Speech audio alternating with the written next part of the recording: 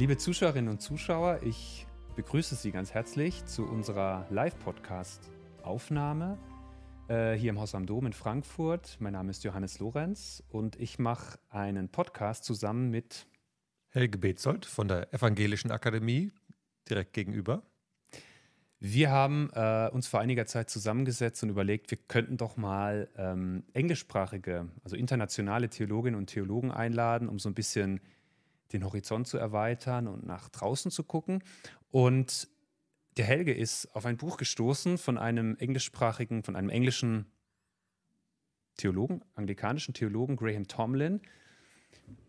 Und der hat ein Buch geschrieben mit dem Titel Sei du selbst und andere schlechte Ideen. Und wir fanden diesen Titel so genial, dass wir gesagt haben, wir müssen Graham Tomlin einfach mal einladen und mit ihm einen kleinen Talk machen. Ja, und das haben wir heute gemacht. Das Buch greift vielleicht das Thema Social Media als Eröffnungspunkt auf, um die Frage nach Selbstoptimierung, die Frage nach, wie man eigentlich sich selbst so gern haben kann, ohne sich gleich zu verleugnen und wie christliche Selbstliebe funktioniert in unseren Zeiten. Und es war ein sehr persönliches Gespräch, es war ein ehrliches Gespräch und ein sehr tiefgründiges Gespräch, das würde ich sagen. Ja, fand ich auch. Und wir würden uns freuen, wenn es Ihnen auch gefällt. Und schreiben Sie uns gerne, wenn es Ihnen gefallen hat oder auch nicht. Und wir freuen uns schon auf das nächste Experiment. Und ja, wünschen viel Vergnügen beim Anhören. Viel Spaß mit Graham Tomlin. Dear guests, a very warm welcome to our first joint podcast conversation. My name is Johannes Lorenz, and I work as a program director at the Catholic Academy. And I'm Helge Bezold from the Protestant Academy.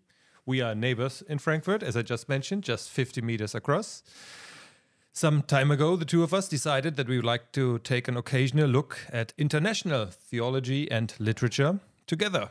And about half a year ago, the theological publishing house Zurich published the German translation of a fascinating book, Why Being Yourself is a Bad Idea.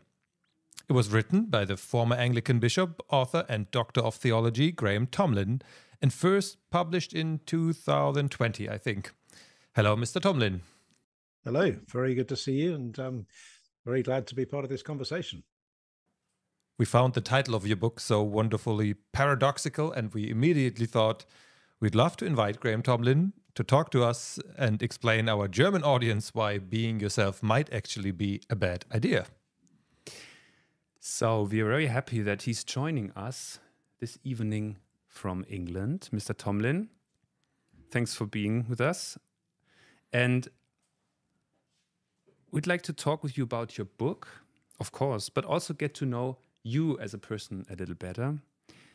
And after our shared podcast talk, there will be an opportunity for the audience here in the room to ask questions. As you, dear audience, probably hear, our conversation will be in English. And if anyone would prefer to ask a question in German afterwards, that's perfectly fine. We're happy to translate. I'm sure we'll manage just fine together. So then, let's start. We'd love to get to know you a little better first, Mr. Tomlin, not just as an author and theologian, but as a person. Let's imagine someone stops you on the street and asks, Mr. Tomlin, who are you? How would you describe yourself? I would say I'm a Christian, I'm a husband, I'm a father, I'm a grandfather, and I'm a beloved child of God. That's how I would describe myself, yeah. That is 4 things to say. Congratulations about these. That is great. We just mentioned you have been a bishop, and you write about being yourself is a bad idea. And I would like to know, in how far was being a bishop a bad idea? Being a bishop was a good idea on the whole. I enjoyed being a bishop.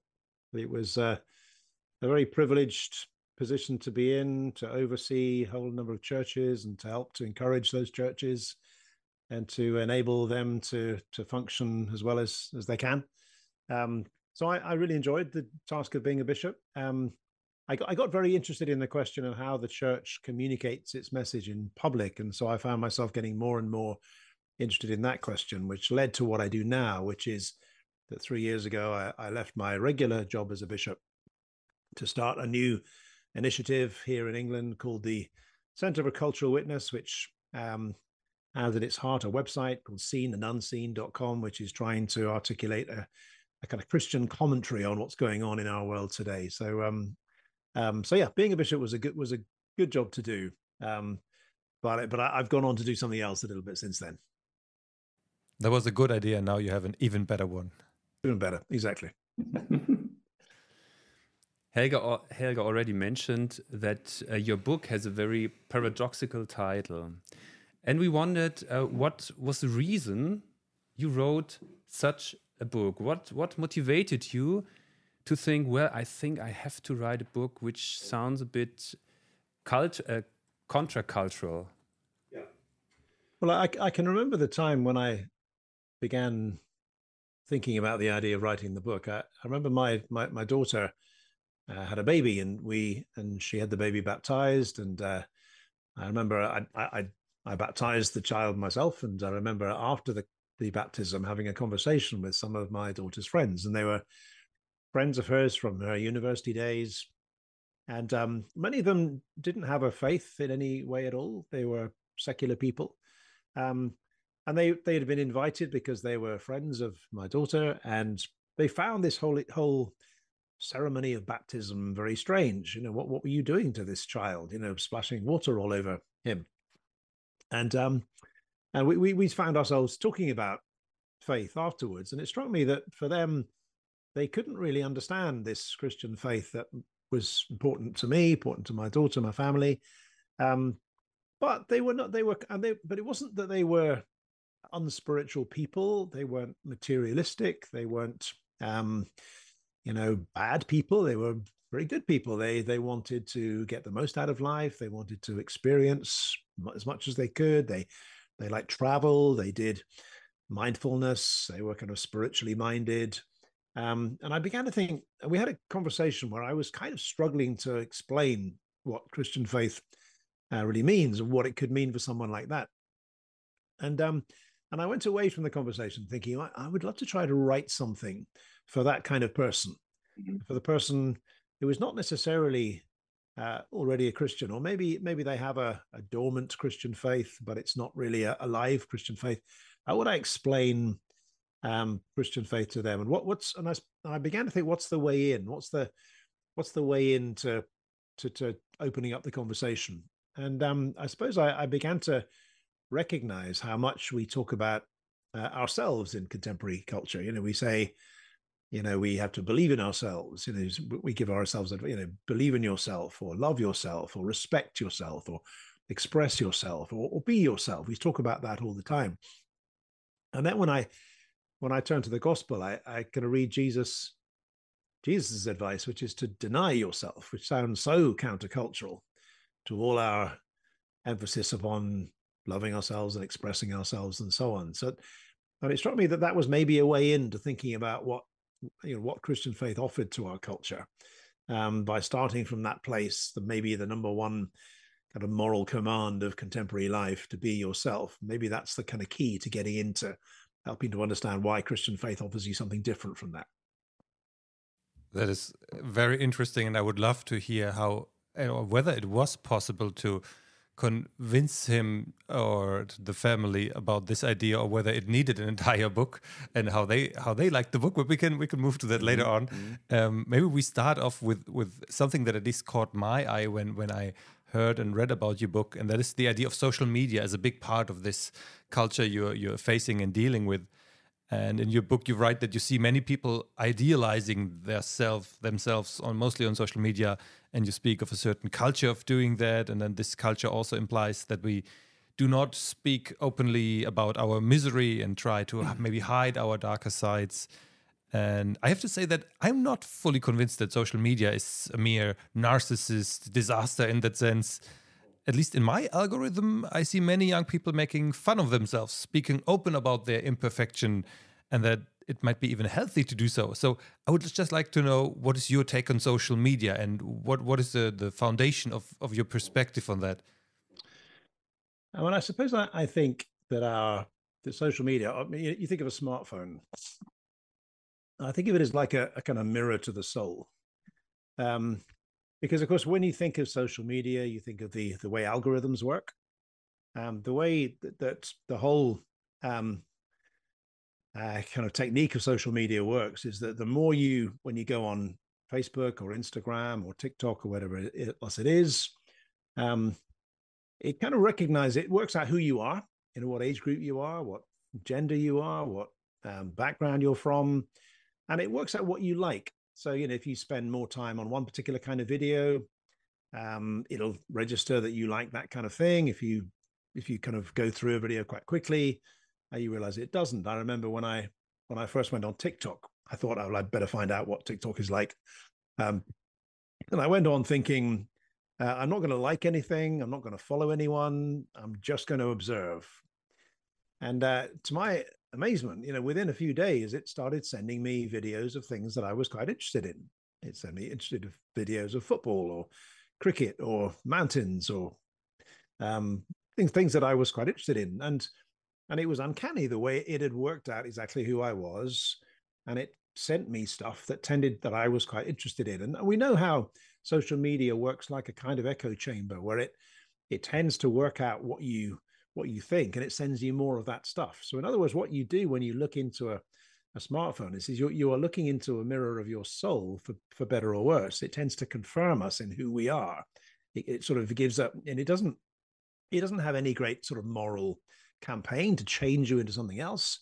It simply gives you a mirror into your soul. So there's a sense in which social media, and some of that's not bad, because there are some parts of our lives that are actually good. We have particular likes and dislikes, and it will send us things that we do like. But there are also aspects of ourselves and our souls which have a slightly darker side to them.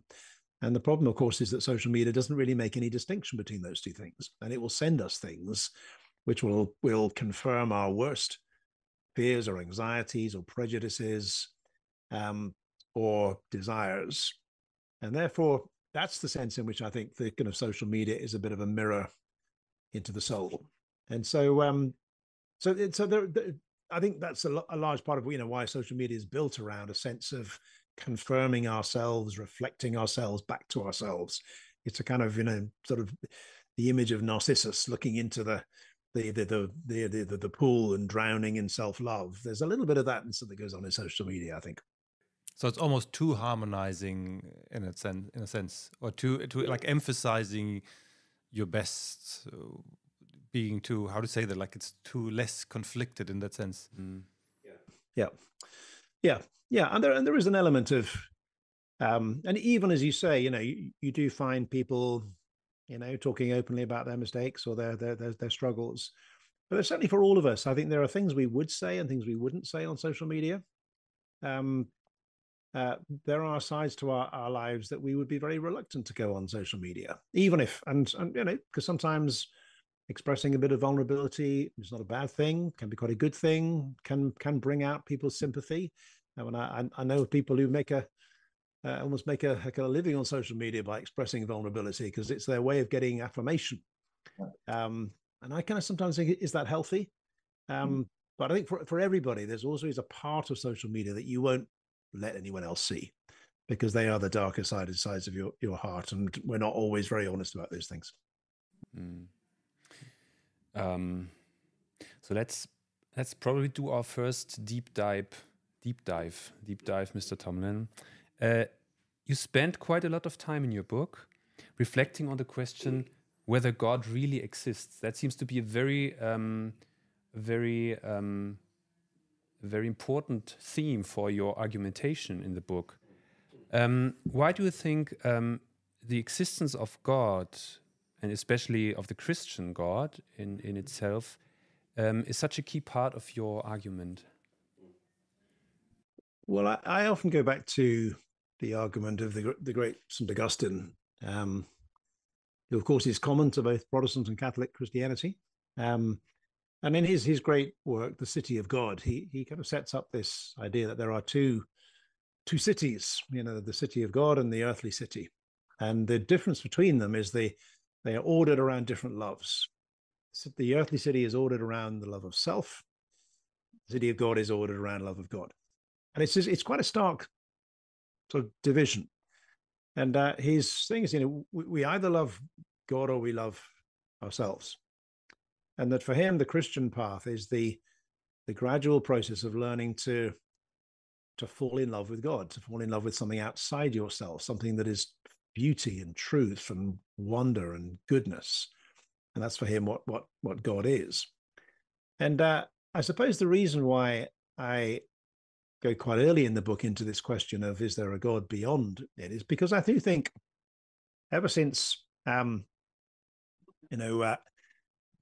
since Western culture began to move away from a kind of general belief in God and a sense that there was a God, and particularly the Christian God, out there as something transcendent, or someone transcendent, something beyond ourselves.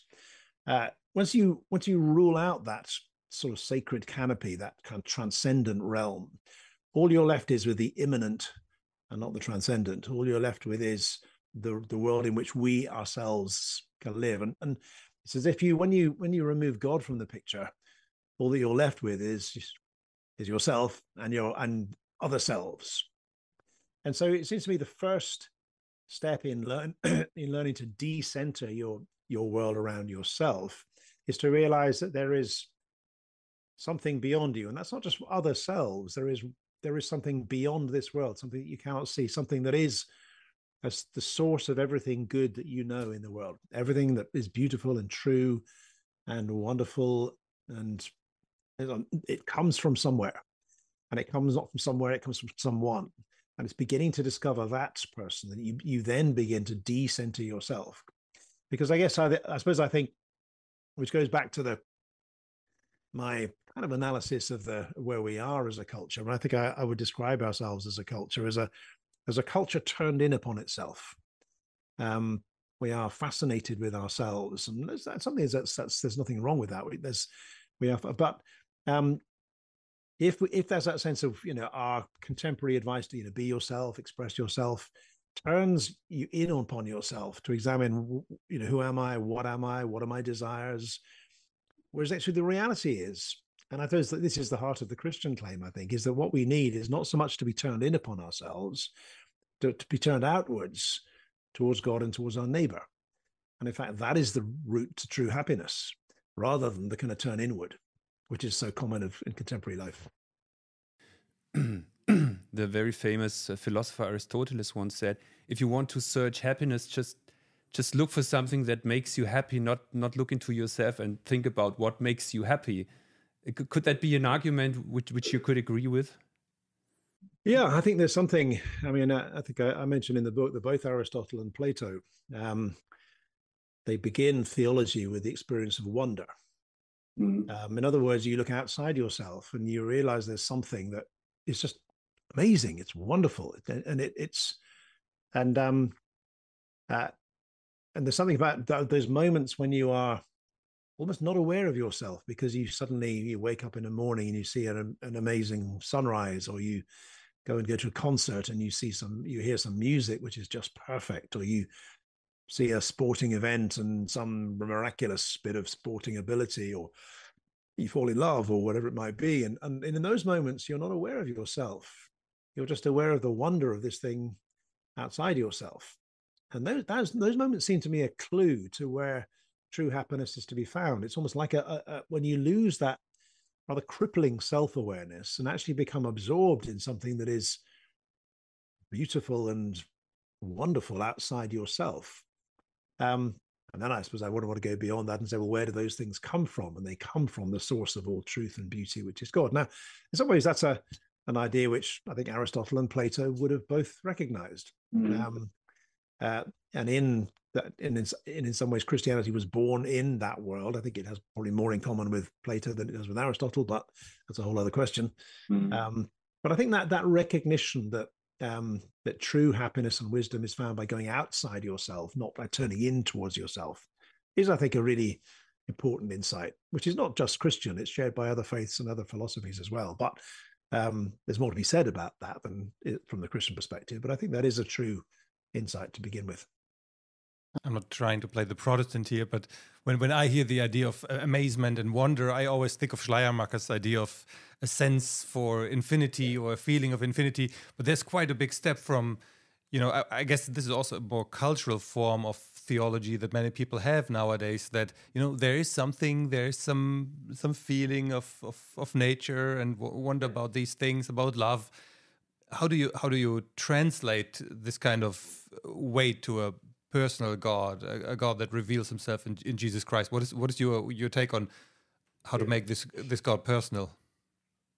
Yeah, I think, and I suppose what I try to do in the book, and there's a chapter early on where I kind of raise the question of, well, do we believe in a God or not? And what reason might there for believing there is a God? And I'm a little bit skeptical about some of the arguments for the existence of God. They don't seem to work terribly well to me. The one that does make some sense to me is the idea that, back to this idea of wonder, because wonder, when you wonder at something, what you're wondering about, what that experience of wonder is the realization that the thing you're looking at might not have existed. I remember when we had our first child, I was just amazed to look into the face of this little baby. And it was a sense of wonder because we might not have been able to have children. He might have been different. He might have died in childbirth. There's a sense that he's contingent, to use the technical term. And it's that sense that, that why is there something rather than nothing? And that seems to be the biggest clue to get into to realizing that what we have, and it helps you begin to realize, who God is. God is the one thing within the universe which is not contingent but necessary. But then that leads to the question, well, if that's true, you might believe in a God, some kind of spiritual presence out there, something from which the world came. And of course, many people do believe, and most people in the world believe in God. I then I have to suppose begin to think the natural question is, well, what is this God like? If there is such a being as God, if there is some kind of spiritual intelligence out there, can we say anything more about this God? And that's where I think where I turn to the very common human experience of our need for love, because it seems to be something universal about us human beings, that we thrive when we are loved and we shrivel when we are unloved. And somehow a mature human being, we can recognize this, is someone who has learned the capacity to love someone else and to be loved by them. Now, if that's a universal human experience, is that a clue to the nature of this God we're talking about? And if it is, then where do we find a picture of a God who is love? Now, out of all the world faiths, out of all the world philosophies, there's only one that I know of that has at its very heart this statement that God is love. Not just that God loves as one of a number of different things that he does, but that God is love. And that is, of course, Christian faith. And that the reason why Christian faith shows that God is love, because it has this message of incarnation. It has this message of God himself coming into human flesh out of love for the human race, going to the point of death and crucifixion, and then demonstrating that death is not, love conquers death in the end. And so that, I think, leads you towards, if you like, if there is a God, what's he like? Well, maybe love is the beginnings of a clue to that. And if we're talking about love as the heart of God, then it's Christian faith that draws your attention, because it has at its heart this image of Jesus Christ as the love of God made into human flesh. Mr. Tomlin, you almost answered that question already, but I'd like to point it out again, because Christians often say that every person is a unique image of God, someone with an irreplaceable self, and I think my experience is that there are many Christian spiritual movements today that encourage people to discover or develop that unique self. Can can you understand that impulse, or would you say that's already moving in a direction that could get wrong? Yeah, you're absolutely right, Johannes, that many Christians emphasize today, we are made in the image of God, and that's what makes us unique. And that's true. Although I sometimes worry about the way we say that. It implies a kind of what matters about us is our own individual uniqueness. Whereas it seems to me that what really matters about us, what really matters about me is not what makes me different from you. It's actually what makes me the same as you. In other words, that you and I are both objects of divine love.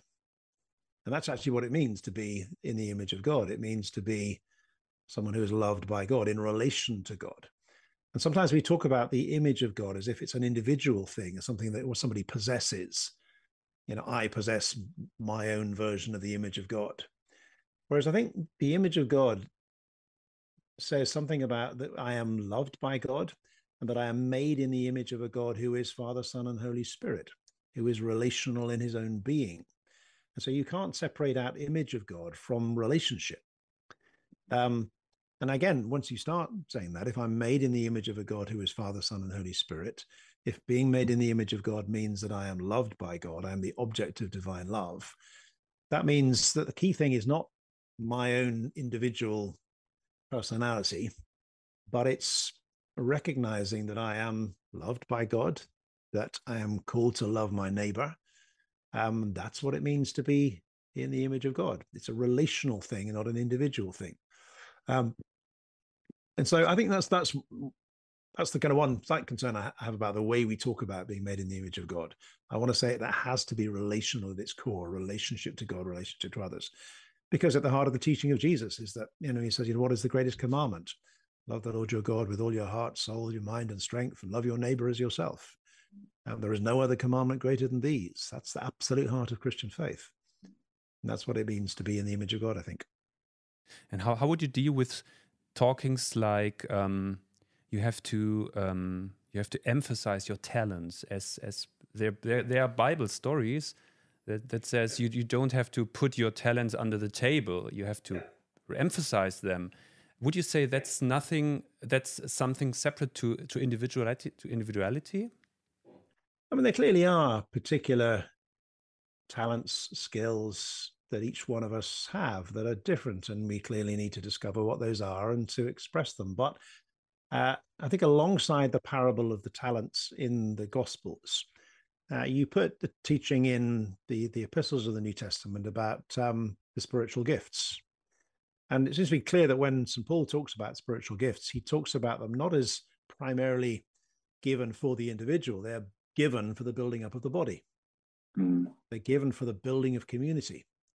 So whatever those talents and gifts may be that I have, they're not just given for me to enjoy or to express my own individuality. They're given so that I might build community around me, that I might use those talents to build the neighborhood that I live in, the family that I'm part of, the church that I belong to, the city, the nation that I'm part of. They are kind of communally given. They're given for the one person for the sake of the whole. So they're given by the one, like basically lent for a certain lifetime, not an achievement, you would say. Yeah, exactly. That's right. Yeah. I was also fascinated by the idea of self-love in your book. You have this very like a short chapter, a short passage on self-love, and you speak about ways to love oneself. And I was surprised that you end this chapter, I don't know if this was an intention of yours, but you end this chapter with a notion about death and the idea of how to prepare oneself to die in hope. You mentioned that you have had classes for elderly people to prepare them to die in hope. And I would like to know how far is the reality of death and the hope for resurrection something that might help us to love ourselves or get rid of the idea? I don't know. Yeah. I mean, you're right. There is a proper love of self. When Jesus says, love your neighbor as yourself, what he implies is that, well, we do love ourselves. And I think the way I understand that is that to love myself is to make sure that I have the basics that I need for life, that I have food, that I have shelter, that I have friends, I have companionship, I have community, I have enough money to get by. To love yourself is to look after yourself. So it's not wrong to, go to the gym and get fit, and to look after your health, and to earn a living for yourself and others. But if I'm to love my neighbor as myself, that means that I'm to be as concerned that my neighbor has those things as I am that I have them. So rather than focusing all my attention on, have I got enough money? Is my health okay? Have I got the friends I need? Have I got the community, the job? I'm also to think of my neighbor. Have they got the food they need? Have they got the enough income to make their life work? And that's what loving your neighbor as yourself means. If you like, what Jesus says is we kind of know how to love ourselves most of the time.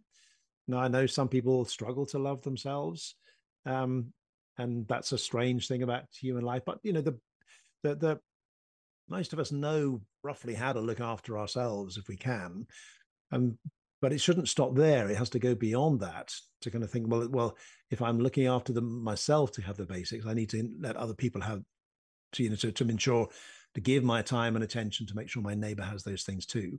And even to the point where, and this is where it comes back again to Jesus, because for him to enable the human race to have freedom, liberation, forgiveness, grace, it cost him his life. And sometimes love does cost that. Love is not an easy thing. It's something that is only demonstrated in self-sacrifice. That's how you know when someone loves you, when they're willing to sacrifice something for you. If they say, I love you, but they're really not willing to give up anything to win your friendship, or to for your sake, where you begin to wonder whether they really do love you at all. And so love and self-sacrifice are all bound up together. And that on occasion does lead to suffering, and in the case of Jesus Christ, to death, and for those of the Christian martyrs as well. So yeah, there is a connection, I think, between love and self-love and death. Yeah. As you just said, self-sacrifice. I wondered, some people might argue that Christianity hasn't always had an easy relationship with the self. That for centuries it even encouraged self-denial or self-hatred. Could today's fascination with the self be in a way a cultural reaction on this kind of self-hatred, which probably sometimes had been very unhealthy, very vulnerable to the self as well? Yeah, I think you're right. I mean, I recently, the book I've just written, it was published earlier this year, is a biography of the great French scientist, philosopher, theologian Blaise Pascal. And one of the striking things about Pascal's language is he talks about self-hatred. He talks about annihilating the self. He says how important it is to learn to hate yourself. And that's really stark language for us. We find that really difficult. In fact, in the biography, I've got a whole chapter on that language of self-hatred, because it's so countercultural for us. And I try to get at what he means by it. And I think he was somebody who was profoundly influenced by St. Augustine, and this sense that you either love God or you love yourself. And the more you love yourself, the less likely you are to love God. And the more you love God, the less focused you are upon yourself. And so I think what he means by it, and at its best, what the Christian tradition means by that kind of language is learning to lose this obsession with ourselves, to learn almost to forget ourselves, to be absorbed by this contemplation of what is good and true and beautiful, and the source of all those things in God, the God of Jesus Christ. And that's why Pascal can talk about it in these very kind of almost kind of aggressive, quite stark terms about the sort of hatred of the self. You have to kind of, and in a way, the New Testament does it as well. St. Paul talks about, dying, your old self dying and your new self being born. And I think that's really, that's the other aspect of what the Christian tradition means by it. It means that if you are a Christian, there are these two selves living inside yourself, the old self and the new self. And I think what that means is there's that old self that always wants to be at the center of attention, always wants everybody else to think I'm wonderful, that gets upset when I don't get what I want. And it kind of says that I have to be quite ruthless with that self and allow the new self to be born, a self that is capable of reaching out from myself in love for other people and for God. Now, you're absolutely right. Sometimes that self-hatred can become a quite crippling thing. And I think it becomes crippling when it's not associated with love for God as its opposite. If all you have is self-hatred, then that's not a good thing. All you end up is being, again, it's another form of self-obsession. In some ways, inordinate, too much self-love or too much self-hatred, it kind of ends up being the same thing. We're just still obsessed with ourselves. The point being is we learn this fascination with the source of all truth and goodness and beauty, which is God himself. That's a great observation. And I'd like to move a bit away from our very, I guess, theological depth and maybe move on towards something that I'm also very interested in, and that's politics. And most part of my job is political, and I always wonder how can theology and how can these insights shed light on what is happening in our societies, especially Western societies. We struggle with polarization, we struggle with authoritarianism, we struggle with climate change and the denial of climate change. How do you think your work or your idea of Christian faith can I don't know, make an impact in our societies again, I guess? Yeah, well, I think a number of things to say about that. I mean, I think number one, the Christian faith is a kind of it's a way of learning to lose our obsession with ourselves and instead to become people capable of reaching out and loving our neighbor, and even beyond our neighbor, loving our enemy. And now that seems to be the most radical thing that Jesus ever taught, that you don't hate your enemy, you don't even don't just tolerate your enemy, you don't ignore your enemy, but you actively love your enemy. And I suppose I think if you could imagine a society where people had learnt to love their enemies, that would not be a bad place to live. And so in terms of a vision for what kind of political system we are seeking to build, that picture of a system where and it seems to be part of our problem with our contemporary politics is that obsessive individualism, which is all about individual rights, individual choice. We maximize, the individual, the autonomous individual, on their own, free to do what they want as long as then they don't hurt anybody else. And it's a vision that's common to both left and right, conservative and progressive in politics. And I think what Christian faith offers us is a very different vision of the way society works, which is not focused on the autonomous individual. It isn't focused upon independence, but actually on dependence, because the reality is we are dependent on each other. That's how politics work. It's the polis, the city, where we learn how dependent we are on other people. I'm dependent right now on the people who made my computer or who are going to make the internet work right now that enables me to talk to you. I'm dependent upon you because we're having this conversation. I'm dependent upon the people who made the food that I've just eaten for my dinner. All the time we're dependent on each other.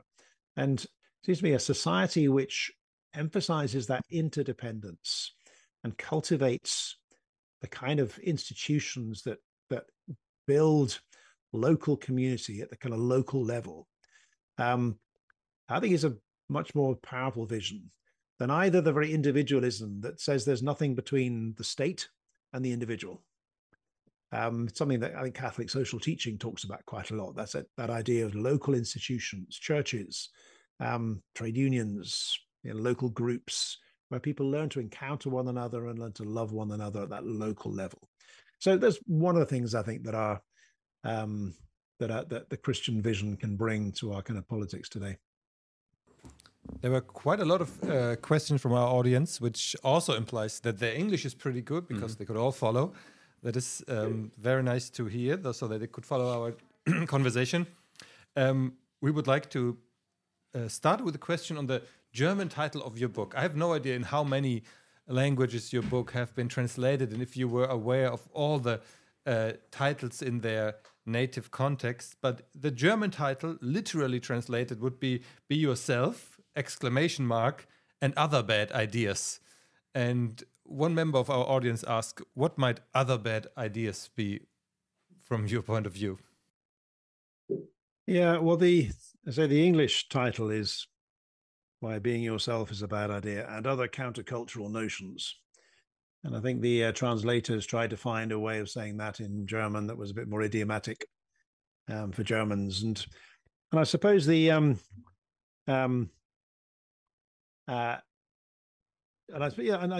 just trying to see how they've translated the chapter titles.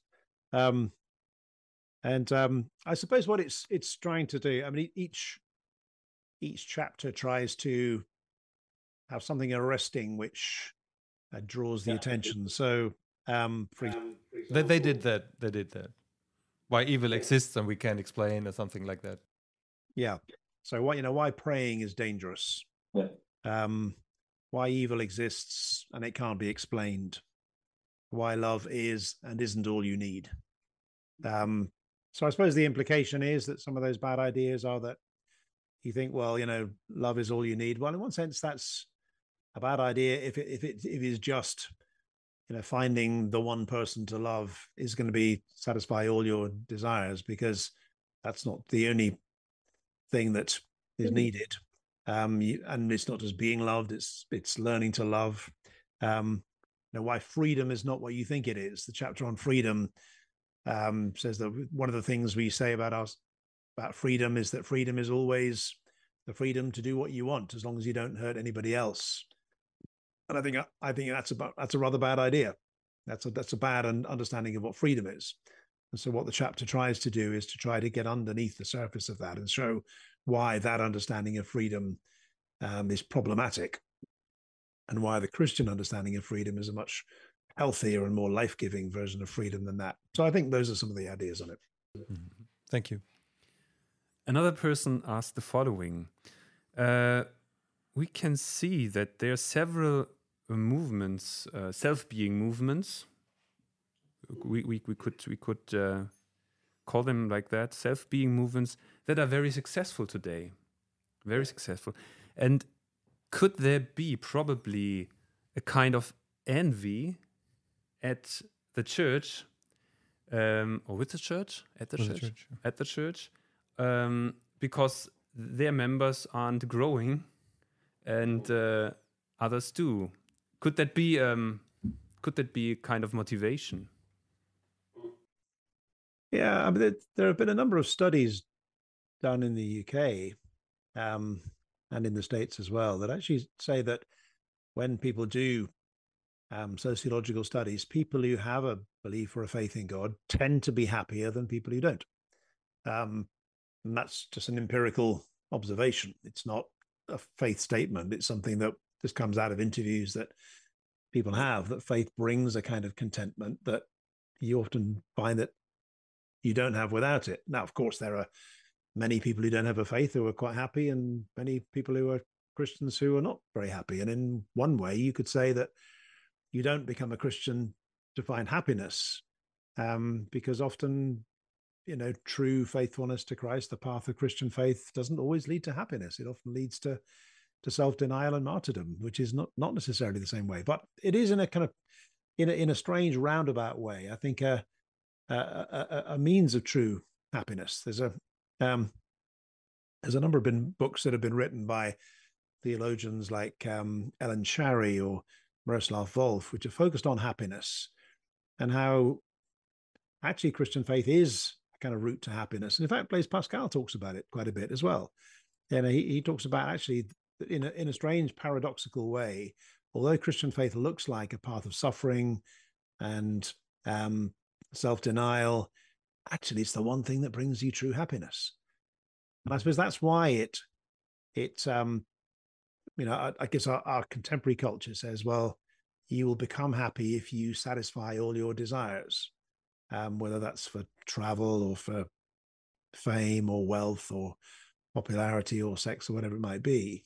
And I suppose Christian faith says, well, that may bring an immediate kind of pleasure, but actually in the end, what really brings us happiness is to be in healthy relationship with God and our neighbor, which initially doesn't sound the most promising route to happiness, but actually is.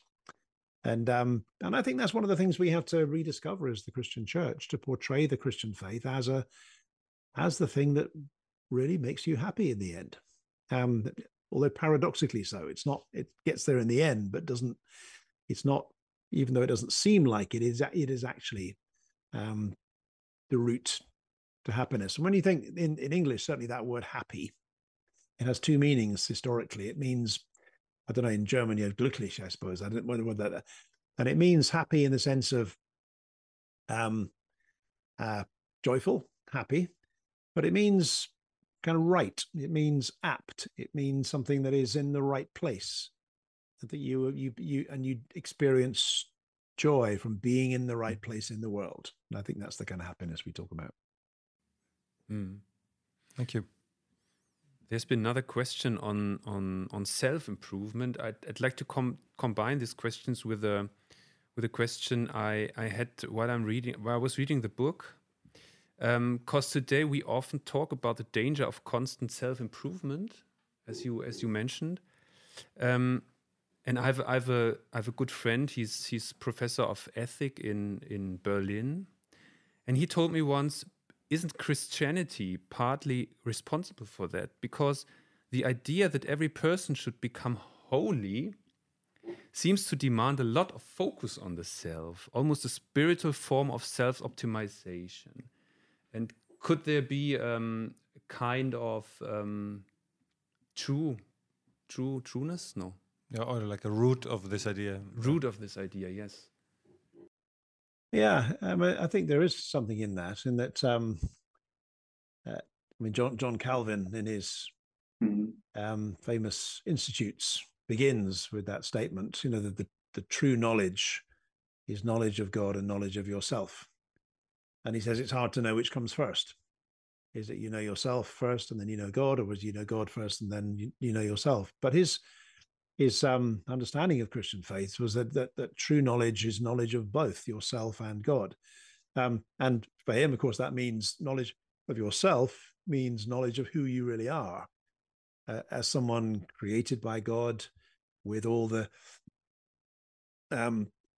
wonderful things that God has created in you, but also the flaws and the failures and the kind of sinfulness and the brokenness that is in you at the same time. So there is a proper sort of self-knowledge. And I think you're right, the path of holiness is a path of self-improvement. But I think that the difference of it is that it is a path of self-improvement that is always in relation to God and in relation to the neighbor. And so that if you are embarked on the Christian faith, it's not a kind of individualistic path of self-improvement whereby you become better at football, or sort of more physically fit or more beautiful, or more skilled at the piano, or whatever it might be. It's not that. It's not that those things are bad things, but it's that you become holy in the sense of being more focused upon love of God and love of neighbor, and more capable of those things. Because it says that a spiritually immature person is someone who is simply incapable of loving their neighbor or loving God, because they're so absorbed with themselves that they never think beyond that to the needs of their neighbor. That's a spiritually immature person. And it takes time and prayer and a certain sense of self-examination to learn those skills of loving your neighbor, even loving your enemy, and loving God, to make that turn outwards from the inward turn towards the outward turn. So there is something in that, I think. You're right. There is a kind of self-improvement, but it's a different kind of self-improvement that I think we often think of in our contemporary culture. Another question that came up in our discussion was the role of maybe gender and sex. And that is something that I was surprised that you did not comment on in your book at all. Like I didn't find this question. And one member of our audience asked whether women might be actually closer to the idea of recognizing God as giving birth to another human being is kind of this, I don't know, I don't know how to call that in English, like the getting rid of this self in giving birth. What is your take on that? Yeah, it's a very interesting thought. I remember having conversation with my daughter around this when she started having children. She has 3 boys now, and she was saying that becoming a mother had taught her a great deal about the Christian faith, because you have to be totally, you can't be selfish. You basically have to give your life for these children, and you have to feed them. You have to be aware of them every single moment of the day. You have to take care of them, especially in their early years.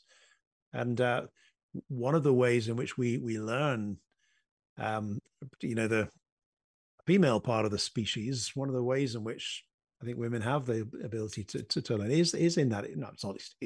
Obviously, not every woman has a child, but it's one of the ways in which we learn to go out of ourselves is having children. And that's true for women, bearing children, and sometimes bearing the immediate responsibility of breastfeeding and so on. But it can also be true for fathers as well. And it seems to me that those of us who have had the privilege of having children as men have, is that understanding of what it means to be a father. We call God Father, and I think I remember realizing at that moment when our first child was born that here was someone in the world that could do nothing for me at all. All he could do was sit there and cry and, wet his nappy and make a noise. I loved him. I would have given anything for him. And I think in that moment, I experienced something of the nature of the love of God that I hadn't ever experienced before. Now, there are other ways that people who don't have children are able to learn the same sort of things. There are many different routes and different ways in which we can encounter and understand more of the love of God. But it seems to me that having children is one of those ways. It's not the only way, but it's one of the primary ways in which we do that. And it's slightly different depending on whether you're a man or a woman. I think one of the other things in gender is that, and I've had conversations with people as a result of this, and it gets back to your question, Johannes, I think about self-hatred. That, and I've often had women coming up to me and saying, well, actually, women are more likely to be self-effacing. And you have to be quite careful of that language, especially with women who maybe have been taught to go into the background and, be quiet and to be submissive, and almost to kind of hate themselves in that way. And that's why that language can be quite negative for someone who has a tendency in that direction anyway. Now, I don't know whether that's true, whether that's more likely of women or not, but some people have often pointed that out to me, that may be something. So there are sort of gender differences within that as well, but it's not something I've focused on in the book, but I think it's a good point to make. And the last question, one person didn't got it right, but you don't think TikTok is quite harmless. You think TikTok could be dangerous? Well, I suppose I think these smartphones in our pockets are a mixed blessing. I think we have to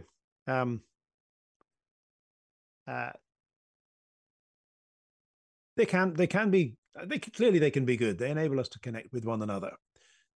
Technology enables us to have conversations like this, which we wouldn't have without it. People have always used technology, right, from the beginning of the human race, when we created spades and shovels and knives and so on. So technology is always there. But of course, technology is only as good as the purposes you use it for. You can take a knife and you can use it to cut your bread, but you can also take a knife and stab somebody in the chest. So the question is, how do we use the technology that we have? And I think part of our problem at the moment is that we have a kind of impulse to use whatever technology we can invent, regardless of what it actually does to us at the end of the day. And I do sometimes fear that the way the algorithm works, if you're not aware of it, it can end up pushing you into corners of culture. And we can see that in a number of different ways. it can actually exacerbate your worst characteristics if you're not careful. And therefore we need a kind of healthy distance, a healthy kind of respect for the technology, but also a kind of suspicion of it at the same time. How is this shaping me?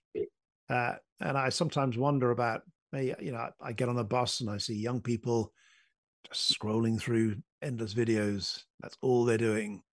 And they're not talking to anybody else. They may be sitting next to a friend, but they're not talking to the friend. These are addictive.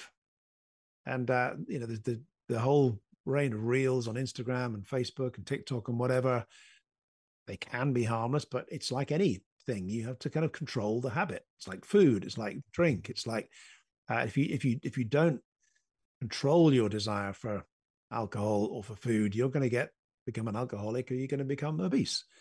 Same with social media. Social media is the most addictive thing we have in our culture right now. And so I think we just have to be a little bit cautious about how we use it, and to use our smartphones with a certain degree of realizing how dangerous they can be as well as how useful they can be.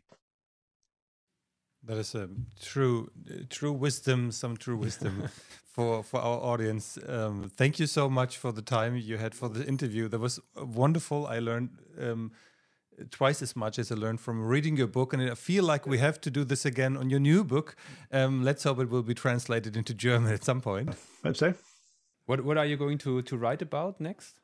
There was a book on Pascal. The book on Pascal. Sorry. Yeah. Yes, I forgot. Yes. Yeah. So it's out already in English? It's in English, and I think it's going to be translated into one other language. I can't remember what it is. Danish, I think it was. I can't remember. But anyway, it should be. I don't know whether it's going to be translated into German. Hopefully one day, maybe. Yeah. We will invite you again if that happens. For sure. Thanks a lot. Thanks a lot, Mr. Tomlin. Thanks for being here with us.